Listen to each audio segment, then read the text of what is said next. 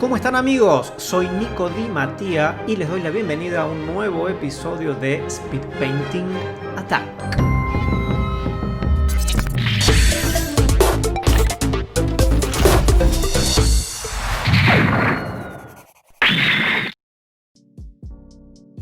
Partimos con un boceto a grandes rasgos que permita ubicar a los personajes en nuestra composición. Luego armo una paleta de color limitada inspirada en la pintura barroca, dándole así un sentido más teatral a la pieza. Y a su vez continúo con la serie de personajes clásicos de la cultura pop cuyo proceso les he mostrado en episodios anteriores. Una vez listo nuestro boceto de referencia, pasamos en limpio. Trabajamos en un archivo A4 a 300 dpi. En este caso utilizo una textura de lienzo para el fondo y luego agrego una capa nueva en modo multiplicar en donde voy a dar una base en color ocre, definiendo los valores y los volúmenes principales de la obra y a su vez conservando la transparencia. Como mi objetivo es que esta pintura digital parezca un óleo, voy a utilizar ciertas herramientas que me van a ayudar a conseguir ese look a pintura tradicional. Para ello crearemos un pincel cuadrado con textura de lienzo, que iremos regulando para que los trazos tengan en mayor o menor medida la rugosidad de un lienzo real. En cuanto a las capas, serán todas en modo normal, tratando de utilizar la menor cantidad posible. No nos olvidemos que estamos buscando representar un óleo real, pero bueno, para eso deberíamos usar una sola capa, así que directamente aprovechemos los beneficios que nos brinda el soporte digital. Uno de ellos es el pincel mezclador, con el que uno puede regular la carga de pintura, el arrastre y la humedad del pincel, que le añade un efecto extra más realista y potencia nuestro look tradicional.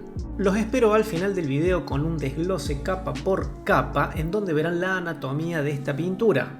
Que disfruten ahora el speed painting de El Mandaloriano y Grogu.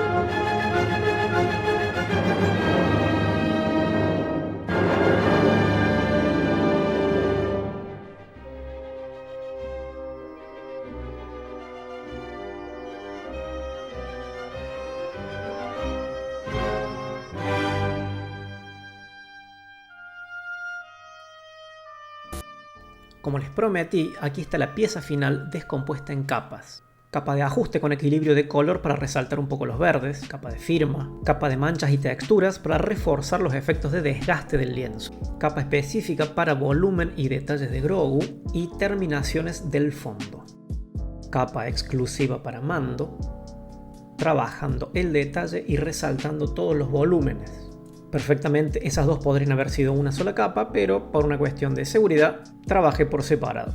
La línea de borde y por debajo de ella el color de base donde planteo el volumen y la paleta principal.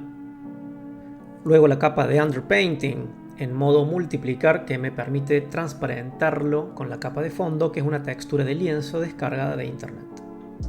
Todas estas capas son opcionales, perfectamente podría funcionar en una sola, pero por cuestiones de comodidad, seguridad y experimentación, recomiendo que utilicen más de una. Como vieron al principio, hice un boceto rápido en donde planteé la paleta de colores, la composición y la idea, que la utilizo luego como referencia. Si llegaron a esta parte, les agradezco por su paciencia y los invito a que se suscriban al canal. No se olviden de apretar la campanita si les llegan las notificaciones y me encuentran en las otras redes sociales. Espero que hayan disfrutado este episodio y los veo en la nueva entrega de Speed Painting Attack.